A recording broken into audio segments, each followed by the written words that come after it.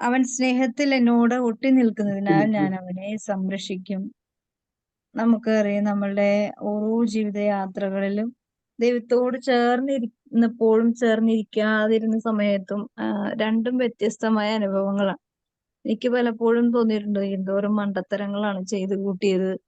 അതുപോലെ ദൈവത്തെ ആശ്രയിക്കാതെ, ദൈവത്തോട് ചോദിക്കാതെ, ദൈവത്തെ അന്വേഷിക്കാതെ ചെയ്ത എല്ലാ പ്രവൃത്തികൾക്കും തിരിച്ചടി ഭയങ്കരമായിട്ട് കിട്ടിയിട്ടുണ്ട്. അതന്നേരം മനസ്സിലാക്കാനുള്ള ബുദ്ധിയും ബോധവും ഉണ്ടായിരുന്നില്ല. അതങ്ങനെ സഹിക്കും, പ്രശ്നം വരും, അത് കടന്നു പോകും. എന്നിട്ടും പിന്നെയും നമ്മൾ ചേറിൽ തന്നെ ചവിട്ടണത്.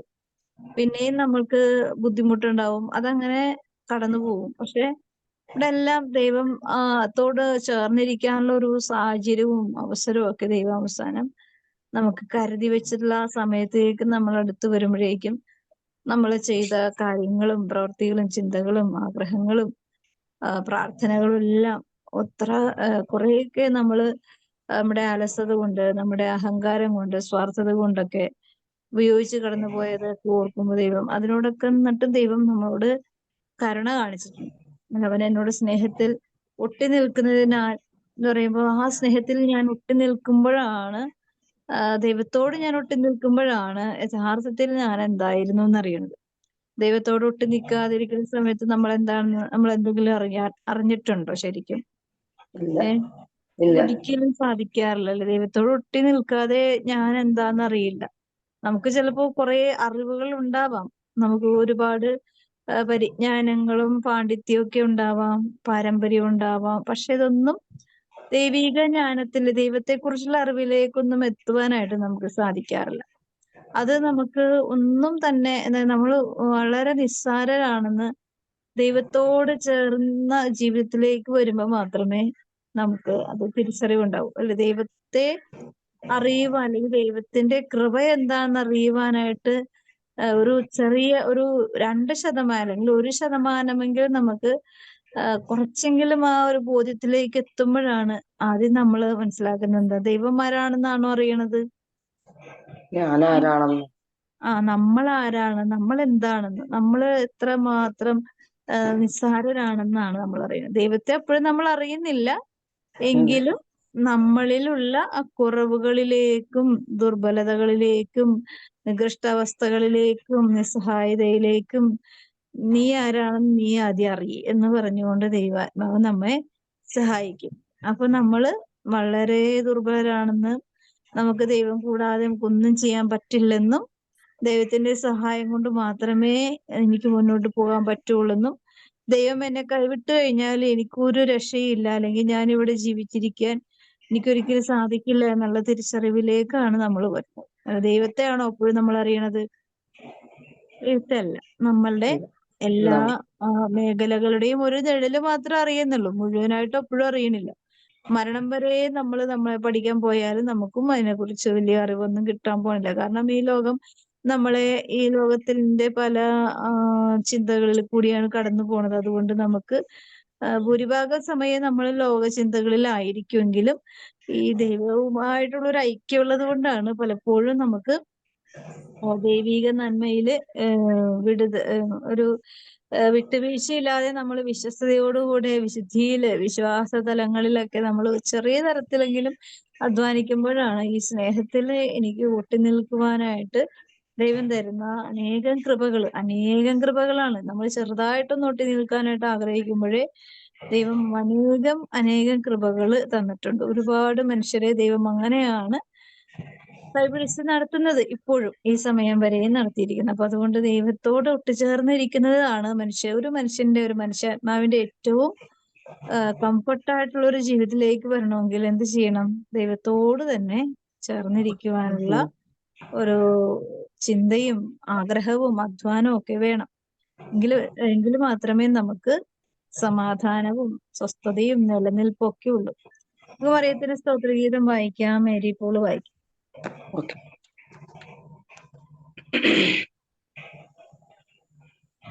വിശുദ്ധ ലൂക്കായുടെ സുവിശേഷം 1-ാം അധ്യായം 46 മുതൽ 55 വരെയുള്ള തിരുവചനങ്ങൾ. പരിശുദ്ധ അമ്മയുടെ സ്തോത്രഗീതം. മറിയം പറഞ്ഞു, എന്റെ ആത്മാവ് കർത്താവിനെ മഹത്വപ്പെടുത്തുന്നു. എന്റെ ചിത്തം എന്റെ രക്ഷകനായ ദൈവത്തിൽ ആനന്ദിക്കുന്നു. അവിടുന്ന് തന്റെ ദാസിയുടെ താഴ്മയെ കടാക്ഷിച്ചു. ഇപ്പോൾ മുതൽ സകല തലമുറകളും എന്നെ ഭാഗ്യവതി എന്ന് പ്രകീർത്തിക്കും. ശക്തനായവൻ എനിക്ക് വലിയ കാര്യങ്ങൾ ചെയ്തിരിക്കുന്നു.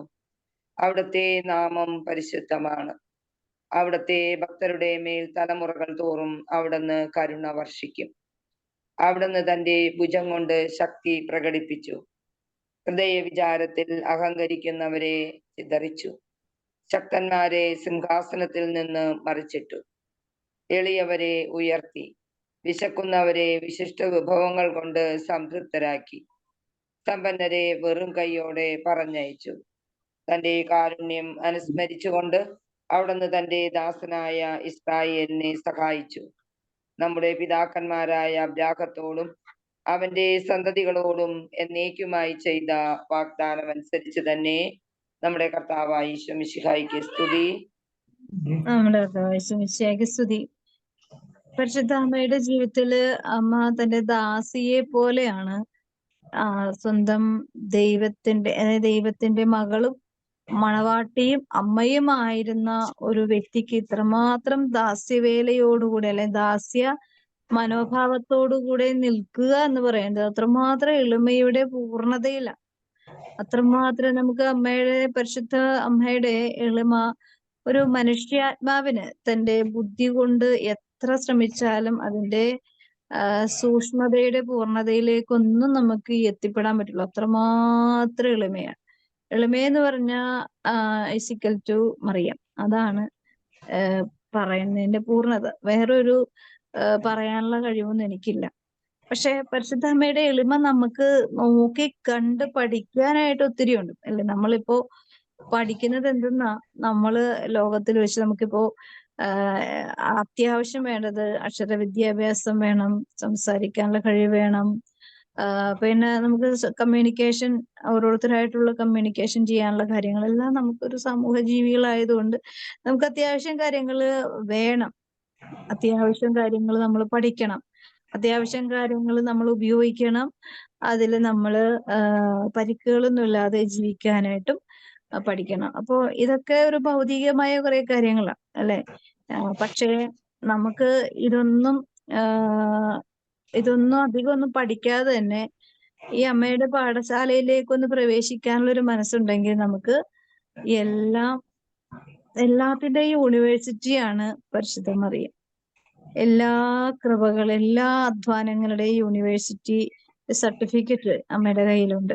അതുകൊണ്ട് എളിമയുടെ ആ ഒരു അനുഗ്രഹ പൂർണ്ണതയിൽ അമ്മ ജീവിക്കുമ്പോൾ നമുക്ക് അത് എത്തിപ്പിടിക്കാനോ നമുക്ക് ആഗ്രഹിക്കാനോ പറ്റാത്ത ഉന്നതമായ തലത്തിലാണ് പരിശുദ്ധ മറിയം ആയിരിക്കുന്ന അവസ്ഥ. അപ്പൊ അതുകൊണ്ട് ഇതിലേക്കൊന്ന് എത്തിപ്പെടുക അല്ലെങ്കിൽ ഇതിലേക്ക് നമ്മൾ ആഗ്രഹിക്കുക എന്ന് പറയുമ്പോൾ തന്നെ അമ്മയുടെ ജീവിതത്തില് ഏറ്റവും സുന്ദരമായ അധ്വാനം നമുക്ക് വേണ്ടി അധ്വാനിക്കാനായിട്ട് അമ്മ നമുക്ക് വേണ്ടി എപ്പോഴും സന്നദ്ധ. അപ്പൊ കാരണം എന്താണെന്നറിയോ, എളിയവരെ എന്ത് ചെയ്യുന്ന പറയണത്?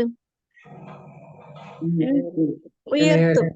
എളിമയുള്ളവരെ ഉയർത്തും. ഇന്ന് ശരിക്കും ആ വചനമല്ല നമുക്ക് തന്നത്. വിശിഷ്ടമായ വിഭവങ്ങൾ ആവശ്യമുള്ളവർക്ക് എന്താണ് അവിടുന്ന് ആ വിശിഷ്ട വിഭവങ്ങൾക്ക് വേണ്ടി നമ്മൾ അധ്വാനിക്കുമ്പോൾ വിശിഷ്ട വിഭവങ്ങൾ നമ്മൾ പല കാര്യങ്ങളും പറഞ്ഞിട്ടുണ്ട്. വിശിഷ്ട വിഭവങ്ങൾ പ്രാർത്ഥനയാണ്, വിശ്വാസമാണ്, അങ്ങനെ കുറെ കാര്യങ്ങൾ നമ്മൾ മുമ്പുള്ള ക്ലാസ്സുകളിലൊക്കെ പറഞ്ഞിട്ടുണ്ട്. പക്ഷെ ഇന്ന് പറയുന്ന കാര്യം ഒരു വിശിഷ്ടമായ വിഭവം തന്നെയാണ് ഒരു മനുഷ്യാത്മാവിനെ സംബന്ധിച്ച്. എന്ത്?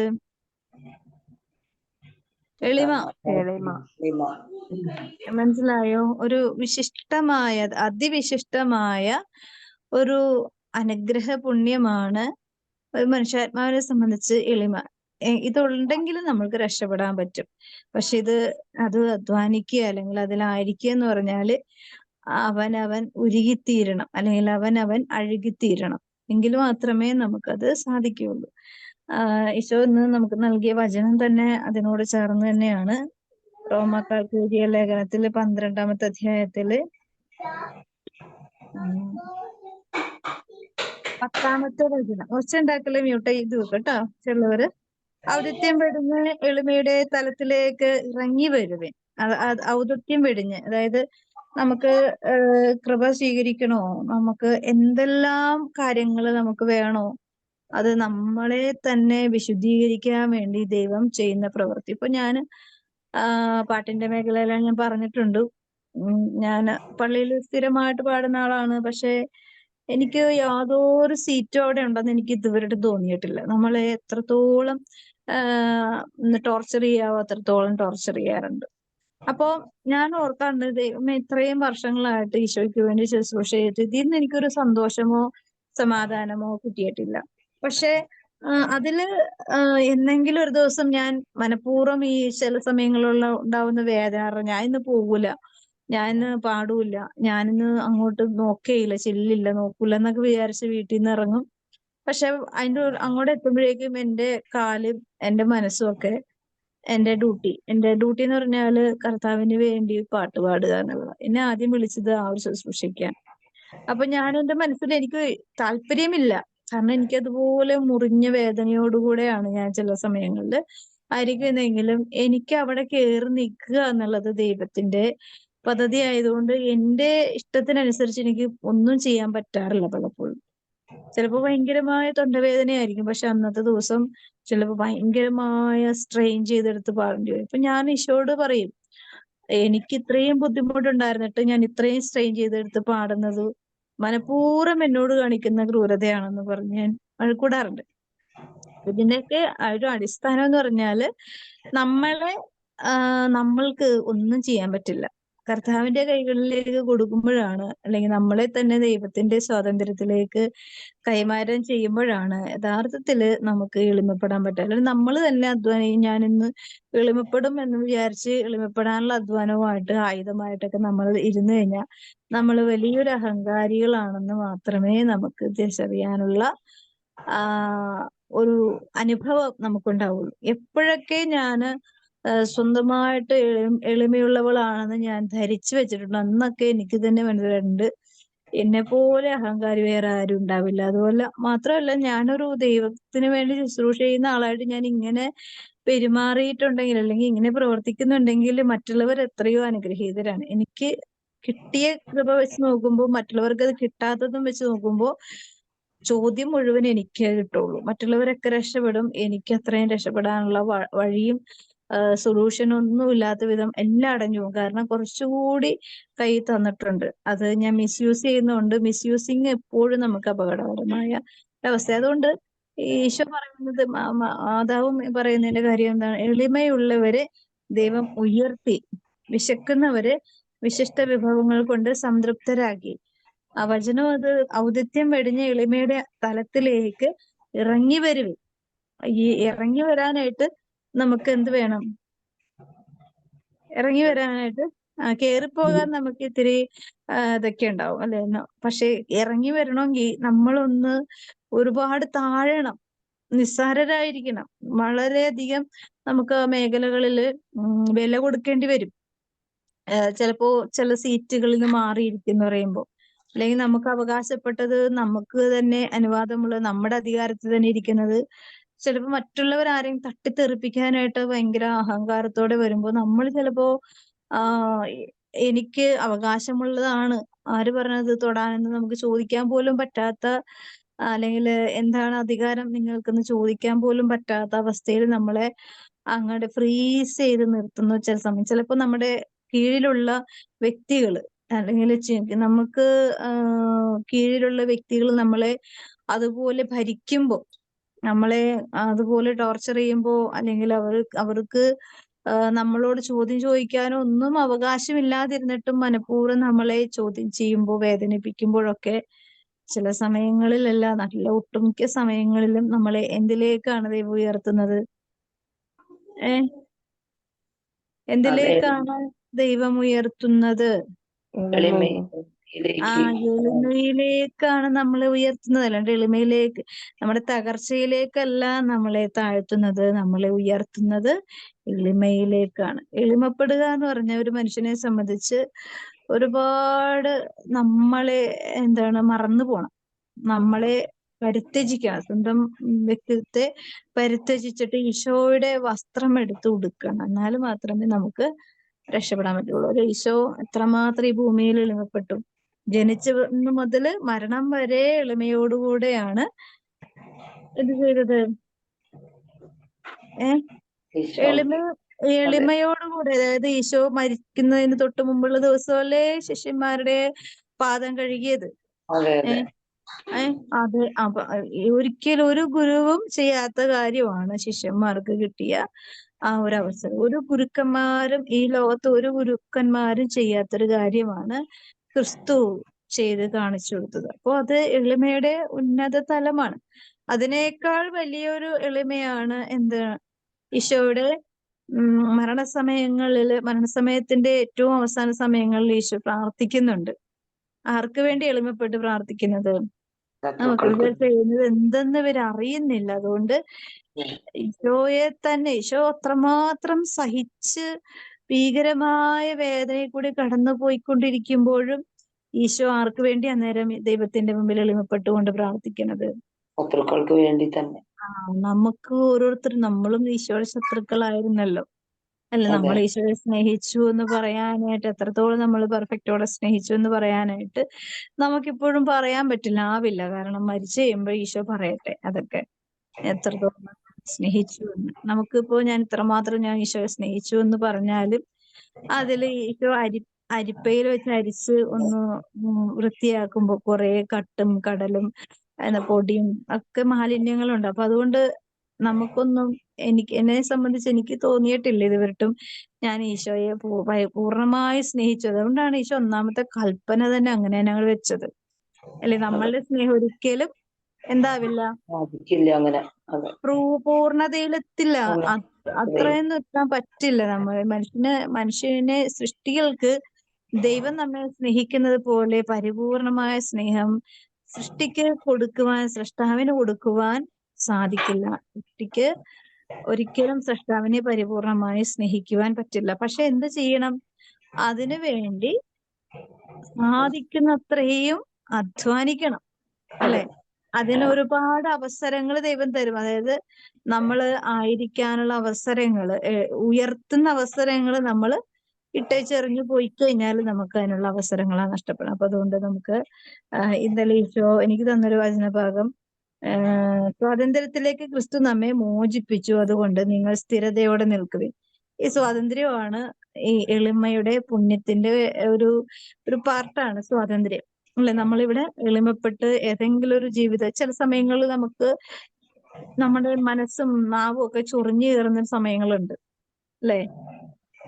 നമുക്ക് ദേഷ്യം വരുമ്പോ, നമുക്ക് ഇറിറ്റേഷൻ വരുന്ന സമയങ്ങളിൽ നമുക്ക് പ്രതികരണ ശേഷി കൂടുതലാണല്ലോ. ഒന്നാമത് നമ്മൾ പ്രാർത്ഥിക്കുന്ന ഒരു വ്യക്തിത്വമാണെങ്കിൽ വിശ്വാസത്തിന്റെ വെളിച്ചത്തിൽ കുറച്ചും കൂടി മുന്നോട്ട് കടന്നു വരാനായിട്ട് ആഗ്രഹിക്കുന്ന സമയത്ത് പ്രതികൂലങ്ങളുടെ കാറ്റുകൾ ഒട്ടും കുറവല്ലാത്ത വിധത്തിലായിരിക്കും. അപ്പൊ അതുകൊണ്ട് നമുക്ക് അതിജീവിക്കുവാൻ നമ്മുടെ നാച്ചുറൽ ആയിട്ടുള്ള സ്വഭാവം തലപൊക്കി വരും അല്ലെ.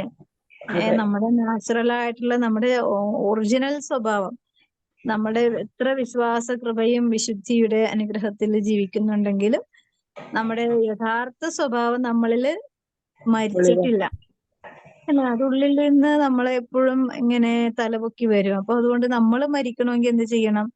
ഇതിനെയൊക്കെ കൊല്ലണം അല്ലെ. യഥാർത്ഥ ഞാനെന്ന വ്യക്തിയെ കൊല്ലാതെ ഒരിക്കലും എനിക്ക് ക്രിസ്തുവിന്റെ സ്വാതന്ത്ര്യത്തിലേക്ക് പ്രവേശിക്കാൻ പറ്റില്ല. അപ്പോ ഇതൊക്കെ മനസ്സിലാക്കിക്കൊണ്ടാണ് ഈശോ പറയുന്നത്, ഈ സ്വാതന്ത്ര്യത്തിന് നിനക്ക് വേണോ? നീ സ്ഥിരമായിട്ട് ഇങ്ങനെ കൂടി തന്നെ പൊക്കോ, അതാ നല്ലത്. ഞാൻ ഇന്നലെ എന്നോട് ഒരാൾ എന്നെ ഞാൻ ഒത്തിരി നേരം എനിക്ക് വേണ്ട എന്നോട് സംസാരിക്കണമെന്ന് പറഞ്ഞ് എന്നെ വിളിച്ചു. അപ്പൊ ഞാൻ രാവിലെ ഇങ്ങനെ ഇരിക്കുക. അപ്പൊ ഞാൻ ഓർത്തു, ദൈവമേ, ഇവരുടെ വിഷമം എന്താന്ന് എനിക്കറിയില്ലെങ്കിലും ഇവരെന്നെ വിളിക്കുമ്പോൾ ഇവരുടെ വിഷമം, അത് കരഞ്ഞുകൊണ്ടാണ് എനിക്ക് മെസ്സേജ് ഇട്ടതും. അപ്പോ ഞാൻ വെച്ച് ഇത് ഇത്ര ഇട്ടപ്പോ തന്നെ ഇങ്ങനെ കരണമെങ്കിൽ കാര്യങ്ങൾ പറയുമ്പോൾ അതിനേലും കൂടുതൽ കരയും. ഞാനോ ഇവിടെ ഇരുന്ന്, അപ്പൊ ഞാൻ ഓരോ കാര്യം പറഞ്ഞ് ഈശോയുടെ മുമ്പിൽ ഇരുന്ന് പറഞ്ഞ് പ്രാർത്ഥിക്കുമ്പോഴൊക്കെ ഞാൻ കരഞ്ഞുകൊണ്ടിരിക്കണേ. അപ്പൊ ഞാൻ പറഞ്ഞു, ഈശോ, എന്റെ കണ്ണുനീര് എന്നെ തീരുന്നില്ല, പിന്നെ ഞാൻ മറ്റുള്ളവരുടെ കണ്ണീര് എങ്ങനെയാണ് അത് തീർത്തു കൊടുക്കണത്? എനിക്ക് അതിനെ പറ്റുമോ? എനിക്ക് സാധിക്കുമെന്ന് എനിക്ക് തോന്നണില്ല. അതുകൊണ്ട് അത് ആ വ്യക്തിയെ സഹായിക്കണമെന്ന് പറഞ്ഞ് ഞാനിങ്ങനെ പ്രാർത്ഥിച്ചു. അപ്പൊ ഈശോ പറഞ്ഞു, നിന്റെ കണ്ണീര് ഞാൻ ഒരിക്കലും തോർത്തി തരൂല, അത് നിർത്തി തരൂല എന്ന് പറഞ്ഞു. അപ്പൊ ഞാനിങ്ങനെ ചോദിച്ചു, ഓ നല്ല കാര്യം എന്ന് പറഞ്ഞു. അപ്പൊ പറഞ്ഞു, നിന്റെ കണ്ണുനീര് എന്ന് തോരുന്നു അന്ന് നിനക്ക് മറ്റുള്ളവരുടെ കണ്ണുനീര് തുടക്കാനുള്ള കൃപയും കുറയും.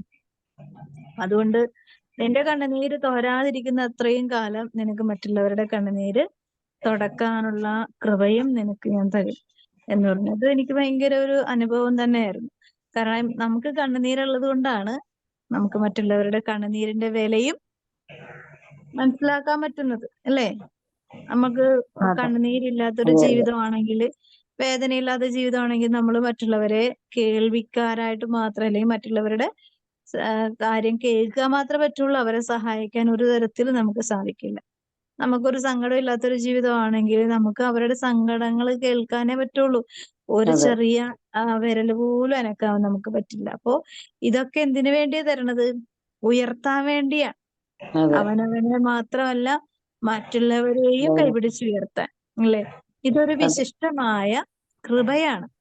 അതുകൊണ്ട് നമ്മൾ എളിമപ്പെടാനായിട്ട് വെറുതെ ഒന്നും ഉരുകാൻ പറ്റൂല. തീയിലോട്ട് അങ്ങോട്ട് എറിഞ്ഞിട്ടിട്ട് കർത്താവ് മാറി നിൽക്കും, നീ ഉരുകി തീരെന്നും പറഞ്ഞിട്ട്. അപ്പോ കർത്താവ് എന്നെ ഇങ്ങനെ വേദനിപ്പിക്കല്ലേ എന്ന് പറഞ്ഞ്, പക്ഷെ ആ തീക്ക് ആവശ്യമായ ചൂടേ ഉണ്ടാവുള്ളൂ. ആദ്യം ചിലപ്പോ നമുക്ക് പെട്ടെന്ന് അങ്ങോട്ട് പൊള്ളും, പക്ഷെ പിന്നെ അത് നമുക്ക് സ്വീകാര്യമാകുന്ന ചൂടായി മാറുന്ന രീതിയിൽ കർത്താവ് അതിനെ മോൾഡ് ചെയ്യും. നമ്മുടെ മനസ്സിനെ, നമ്മുടെ ജീവിതത്തെ, ചിന്തകളെയൊക്കെ മോൾഡ് ചെയ്യും. അത് ദൈവത്തിന്റെ പ്രവൃത്തിയാണ്. അത് ദൈവത്തിന്റെ ശക്തിയുടെ ഇടപെടലാണ്, നമ്മളല്ല അത് ചെയ്യുന്നത്. അപ്പോ അങ്ങനെ ഉപയോഗിച്ച് ഇതൊരു തഴക്കവും പഴക്കവും വന്നു കഴിയുമ്പോൾ നമുക്കൊരു ഹെൽത്തി ആയിട്ടുള്ള ആത്മീയ ആനന്ദം, നമ്മളിൽ നിന്ന് ആർക്കും എടുത്ത് മാറ്റാൻ പറ്റാത്ത വിധത്തിലുള്ള ഒരു ദൈവീക ആനന്ദം നമ്മളിൽ എന്നും നിലനിർത്തുവാൻ ആർക്ക് സാധിക്കും? ദൈവത്തിന് സാർ ദൈവത്തിന് സാധിക്കും. ഇത് ഒരു ആത്മീയ രഹസ്യമാണ്. എളിമയെന്ന് ലോകം മുഴുവനും സുവിശേഷം പ്രഘോഷിക്കുന്നുണ്ടെങ്കിലും ഇതിന്റെ ആത്മീയ രഹസ്യത്തിലേക്ക് നമ്മൾ ഊളിയിട്ട് ഇറങ്ങുക. അതായത് നമുക്ക് സ്വന്തമായിട്ട് അങ്ങനെ ഒരു എന്താണ്, സ്വന്തമായിട്ട് ഒരു വിശിഷ്ട വിഭവങ്ങൾ നമുക്ക് ഉണ്ടാക്കാൻ പറ്റും. നമുക്കിപ്പോ ഇവിടെ ചിക്കൻ കറി ഉണ്ടാക്കാം, പിന്നെ ദം ബിരിയാണി ഉണ്ടാക്കാം, പിന്നെന്താണ് മന്തി, കുഴിമന്തി, അങ്ങനെ ഐസ്ക്രീം, അങ്ങനെ ഇഷ്ടം പോലെയുള്ള ഡെലീഷ്യസ് ഫുഡ്സ് നമുക്ക് ഉണ്ടാക്കാം. പക്ഷേ ദൈവത്തിന്റെ വിശിഷ്ട വിഭവങ്ങൾ ഉണ്ടാക്കണമെങ്കിൽ ദൈവവും കൂടി നമ്മുടെ കിച്ചണിൽ കയറണം, അല്ലേ? നമ്മുടെ കിച്ചൺ അതെ എവിടെ വർക്ക് ചെയ്യണത്? നമ്മുടെ ഹൃദയത്തിൽ തന്നെയാണ്. നമ്മുടെ ഹൃദയത്തിലാണ്. ആ കിച്ചണിന്റെ ഉള്ളില് കർത്താവ് കോരിയായിട്ടൊക്കെ വരട്ടെ ഇളക്കി മറിക്കാനായിട്ട്. നമ്മള് കുത്തൂലല്ലോ. നമുക്ക് വേദന എടുക്കണ കാരണം നമ്മള് കുത്തൂല. കർത്താവ് കുത്താൻ വരും. അപ്പൊ എന്ത് ചെയ്യണം?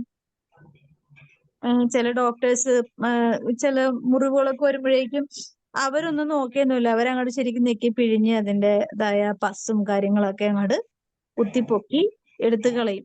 നമ്മളാണെങ്കിൽ തൊട്ടില്ല എന്നുള്ള രീതിയിൽ നമ്മൾ അതിനെ താലോലിച്ച് അതിനെ ശുശ്രൂഷിക്കുള്ളൂ. പക്ഷെ നമ്മളിപ്പോ ഒരു കുരു വന്നു, അല്ലെങ്കിൽ ഒരു മുറിവ് വന്നു, വെച്ച് കെട്ടുക എന്ന് വെച്ചാല് നമ്മളെ കൊണ്ട് നമുക്കത് അധികം വേദനിക്കാതെ അതിനെ തൊട്ട് തലോടിയേക്ക് നമ്മൾ അതിനെ ശുശ്രൂഷിക്കുള്ളൂ. പക്ഷെ അതിനെ കുറിച്ച് അറിവും ബുദ്ധിയും ബോധമുള്ളവരുടെ കയ്യിൽ, ഡോക്ടേഴ്സിന്റെസോ നേഴ്സസിന്റെ കയ്യിലോ ഒക്കെ നമ്മൾ ചെന്ന് പെട്ടാൽ അവരെന്ത് ചെയ്യും?